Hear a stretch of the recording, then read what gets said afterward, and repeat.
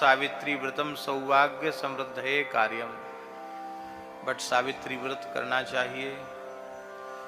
अमायांच तथा ज्येष्ठे बटमूले महासती त्रिरात्रो पोषिता नारी विधिना नेन पूजयेत। ज्येष्ठ अमावास्या को बटमूल में महासती 3 रात्रि 3 दिन का उपवास करके आज व्रत की पूर्णता करे और इस विधि से महासती सावित्री की पूजा करें। बट के मूल में सावित्री प्रतिमां कुर्यात् सौवर्ण्याम वापि मृण्मयीं। सावित्री की मूर्ति सोने की बनावे और सोने की सामर्थ्य न हो तो मिट्टी की ही बना ले। सार्धम सत्यवतीं साध्वीं, सत्यवान सावित्री की, उनको फल नैवेद्य दीपक आदि से पूजन करे। हरिद्रा कटिसूत्र पहनावे, कुमकुम केशर आदि उपचार द्रव्य अर्पित करे और सावित्री आख्यान का श्रवण करे। स्वर्ण प्रतिमा हो तो ब्राह्मण को प्रतिमा का दान करे। सावित्री मया प्रदत्ता सहरण्या महासती ब्रह्मण प्रीणनार्थाय ब्राह्मण प्रतिगृह्यताम। ये हिरण्य के सहित महासती सावित्री की प्रतिमा हमने प्रदान की है ब्रह्मा जी को प्रसन्न करने के लिए। ब्राह्मण प्रसन्न हो जाएं, ब्राह्मण इसका दान ग्रहण करें। महाभारत में वन पर्व में 292 सर्ग में अध्याय में ये सावित्री की कथा प्रसिद्ध है, उसका जरूर पाठ करें। और इस व्रत को जो सती साध्वी माताएं करती हैं वे कभी वैधव्य को प्राप्त नहीं करती हैं। संक्षेप में सावित्री का स्मरण है।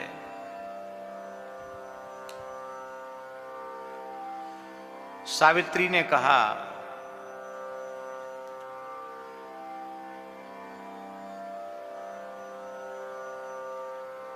जब नारद जी ने बताया कि तुमने जिसका वर्ण किया है वो तो अल्पायु है, तो सावित्री ने कहा कि दीर्घायु रथवाल पायु सगुणो निर्गुणो पिवा सकृत वृत्तो मया भरता न द्वितीयम वृणोम्यहम्। भारतीय कन्याएं सकृत वरा होती हैं, वो दीर्घायु हो अथवा अल्पायु हो, सगुण हो अथवा गुणहीन हो, गुणवान हो अथवा गुणहीन हो। मैंने जिसका वर्ण कर लिया मैं उस निश्चय का परिवर्तन नहीं कर सकती।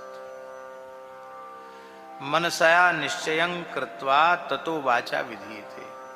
पहले मन से निश्चय होता है तब वाणी से कहा जाता है। क्रियते कर्मणा पश्चात, फिर कर्म क्रिया के रूप में उसको परिणत किया जाता है। प्रमाणम में मनस्तता, इन तीनों में मेरा मन ही प्रमाण है, क्योंकि नृणाम ही संदेह पदेषु वस्तुषु प्रमाणम अंतःकरण प्रवृत्त। धर्मात्मा पुरुषों का अंतःकरण ही प्रमाण होता है। सत्यवान पिताम भार्याम लब्ध्वा सर्वगुणान्विताम मुमुदे साजितम लब्ध्वा वर्तारम मनसेप्सितम। सत्यवान सावित्री परस्पर एक दूसरे को प्राप्त करके बड़े प्रसन्न हुए और गते पितरी सर्वाणी सन्न्यस्याभरणानि च जगृहे वल्कलान्येव वस्त्रम काषायमेव च। क्या धन्य है देवी। पिता अश्वपति के चले जाने के बाद सारे आभूषणों को सत्य सावित्री ने उतार दिया। तपस्वी पति की सेवा तपस्विनी बनकर मुझे करनी चाहिए। तपस्विनी बन गई, वल्कल वस्त्र धारण कर लिए, काषाय धारण कर लिया। परिचारी गुणैस्यैव प्रश्रेण दमेन च सर्व काम क्रिया विश्व सर्वेषाम तुष्टि मादधे। अपनी अत्यंत पवित्र परिचर्या सेवा से, गुणों से, अपनी विनम्रता से, अपने इंद्रियों के दमन करने के स्वभाव से और संपूर्ण कार्यों में कुशलता से पति को, सास ससुर को, सबको संतुष्ट कर लिया। जितने वन में निवास करने वाले थे सब प्रसन्न हो गए सावित्री के ऊपर। श्वश्रु शरीर सत्कार ही, सासों के शरीर के सत्कार के द्वारा, सर्वराज छादनादि भी, उनको वस्त्र आदि के द्वारा, भोजन आदि के द्वारा सास का सत्कार किया। स्वसुरम देव सत्कारीर वाचस्य यमनेन च। पवित्र मीठी वाणी से ससुर का सत्कार, उनको भोजन आदि कराना,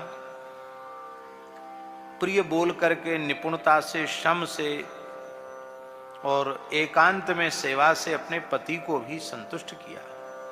ततः काले बहुत थे व्यतिक्रांते कदाचन प्रातः सकालो मर्तव्यम यत्र सत्यवता नृप। जो 1 वर्ष की अल्पायु थी वो समय आ गया, तो अपने पति की मृत्यु का समय निकट जान करके महासती सावित्री ने निर्जल व्रत करना आरंभ किया। तो ज्येष्ठ कृष्ण त्रयोदशी को निर्जल किया, प्रदोष काल में शिव जी का पूजन के निर्जल व्रत किया, फिर चतुर्दशी को निर्जल व्रत किया, फिर आज अमावास्या का निर्जल व्रत था। आज पति ने कहा कि इस यज्ञ के लिए, अग्निहोत्र के लिए हम संविधा लेने जाएंगे, तो कहा आप अकेले न जाए, मैं आपके साथ चलूंगी। सावित्री सास के अपने सास ससुर से पूछ लिया, क्योंकि वो जानती थी कि चतुर्थे हनि प्रातः सकालो मर्तव्यम यत्र सत्यवता नृप। चतुर्थे हनि मर्तव्यम इति संचित्य भावनी। 3 दिन हो गए, चौथे दिन इसकी मृत्यु निश्चित है। व्रतम त्रिरात्र बुद्धिशो दिवारात्रम स्थितावत। ये 3 दिन 3 रात्रि का व्रत सावित्री ने किया।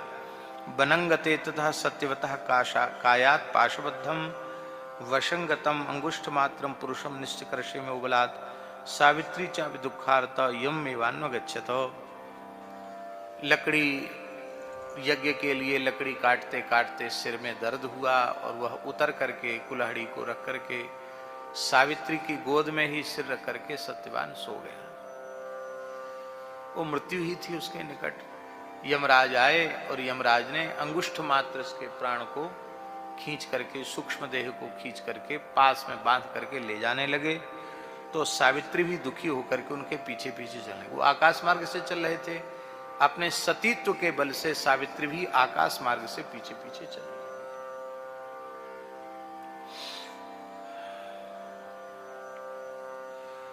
नियम व्रत संसिद्धा महाभागा पतिव्रता। नियम व्रत से जो सिद्धावस्था को प्राप्त हो चुकी थी महाभागा पतिव्रता ऊर्ध्व लोकों की ओर गमन करने लगी। यम उवाच, यमराज ने कहा, निर्वर्तच्छ निवर्तगच्छ सावित्री कुरुश्वास सौर्धदैहिकम कृतम भर्तुस्तुदारण्यात यावत गम्यम गतम त्वया। देवी सावित्री, तुम अपने पति के शरीर का संस्कार करो। तुमने पातिव्र धर्म का विधिवत पालन किया, तुम पति के ऋण से उऋण हो चुकी हो। यहीं तक तुम्हारी सीमा थी, इसके आगे तुम्हारा चलना उचित नहीं है, तुम लौट जाओ यहां से। यहां सावित्री ने यमराज से पूछा कि भगवान आप कौन है? तो उन्होंने कहा कि मैं यमराज हूं, मरने वालों के प्राण में ही लेके जाता हूं। कहा मैंने तो सुना है कि आपके दूत लेके जाते हैं, आप स्वयं क्यों पधारे? तो बोले एक तो तुम्हारा पति महान तपस्वी और एक तुम महान पतिव्रता, तो मेरे दूतों की सामर्थ्य इसके प्राण को ले जाने की नहीं थी, इसलिए स्वयं मुझे आना पड़ा। पीछे पीछे सावित्री चलने लगी। यमराज ने कहा कि देवी तुम अवर्ण हो चुकी हो, तुम यहां से चली जाओ। तब सावित्री ने कहा, सावित्री उवाच, यत्र मे नीते भर्ता स्वयं बात यत्र गच्छति मयापि तत्र गंतव्यम एष धर्म सनातन। सनातन धर्म यही है कि नारी को, पतिव्रता नारी को पति का अनुगमन करना चाहिए। जहां मेरा पति जा रहा है, जहां जहां आप उसे लेके जा रहे हो, मुझे भी उसके पीछे पीछे ही चलना चाहिए। यही सनातन धर्म है। तपसो गुरु भक्त्या च भर्तु स्नेहात व्रतेन च तैव चैव प्रसादेन नमे प्रतिहता गति।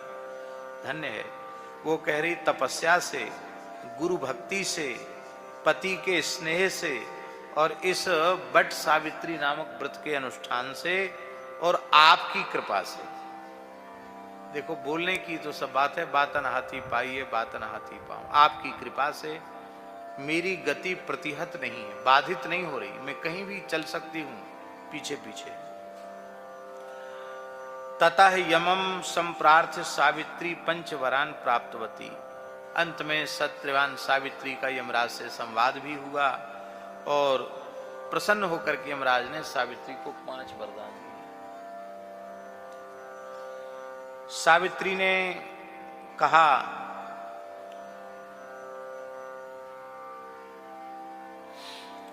मृत्युर्में पत्युराख्यातो नारदेन महात्मना सचाद्य दिवसा प्राप्तस्ततो नैन जहाम्यहम्। नारद जी ने बताया था कि मेरे पति की अमुक दिन मृत्यु हो जाएगी। आज वह दिन था, इसलिए मैं इसको छोड़ नहीं सकती थी, इसलिए मैं पीछे पीछे आई, तो मैं छोड़ के जा नहीं सकती। सुप्तम चैन में यम साक्षात उपागच्छत स किंकरः अस्तौ सम तमहम देवम सत्येन बचसा विभुम पंच वही तेन में दत्ता वरा श्रुत तान मम। 5 वरदान लेकर के सावित्री लौटी। चक्षुषी च, उनके ससुर जी की नेत्रहीन हो गए थे, वे नेत्रवान हो जाएं, और उनका जो छिना हुआ शत्रुओं का राज्य है वो उन्हें प्राप्त हो जाए। ये 2 वर तो मेरे ससुर के लिए, और मैं अपने पिता की अकेली पुत्री हूं, तो मेरे 100 भाई हो जाएं। कितने भाई? 100 पुत्र मेरे पिताजी के हो जाएं, और मैं भी 100 पुत्र वाली हूं, 100 पुत्र मुझे प्राप्त हों।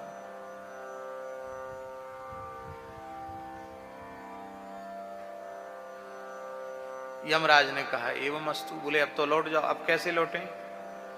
क्योंकि आपने कहा है कि आपने वरदान दिया है कि तुम्हें भी 100 पुत्र होंगे, तो 100 पुत्र अपने पति से ही तो होंगे, पति हमारा वापस करो।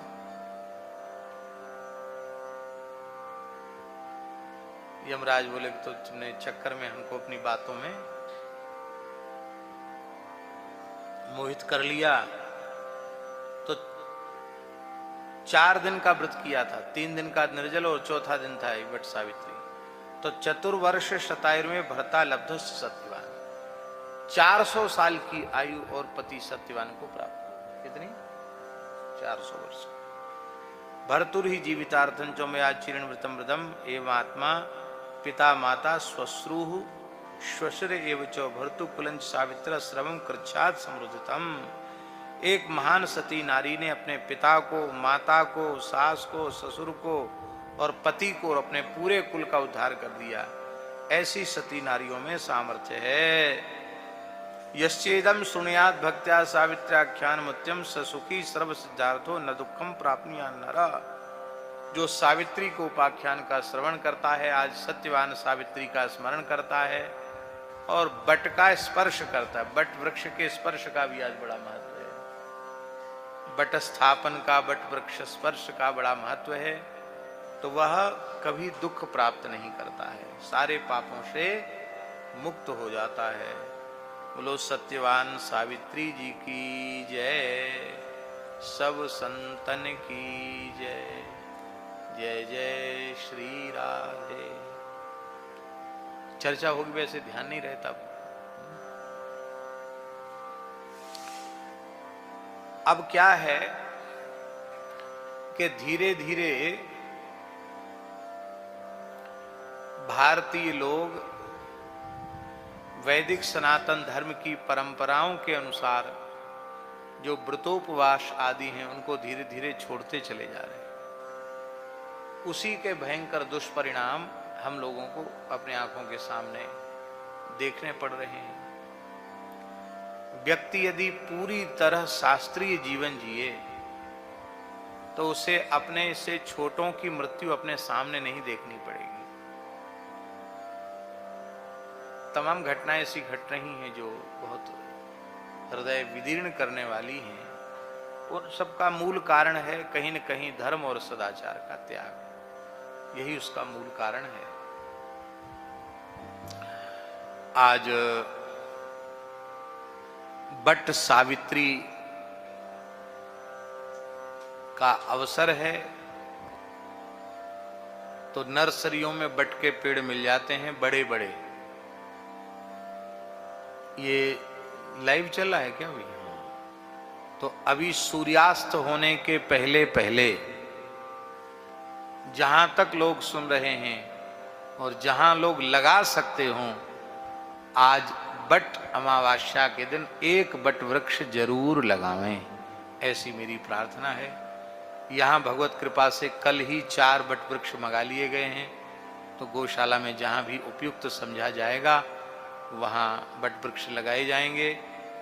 तो गड्ढे वगैरह तैयार आप पहले से करवा लेना, उसकी पूरी तैयारी करवा लीजिएगा। तो आज सूर्यास्त के पहले उनको लगाना है। और जहां जहां लोग सुन रहे हैं वहां जरूर वटवृक्ष जरूर आज लगावें।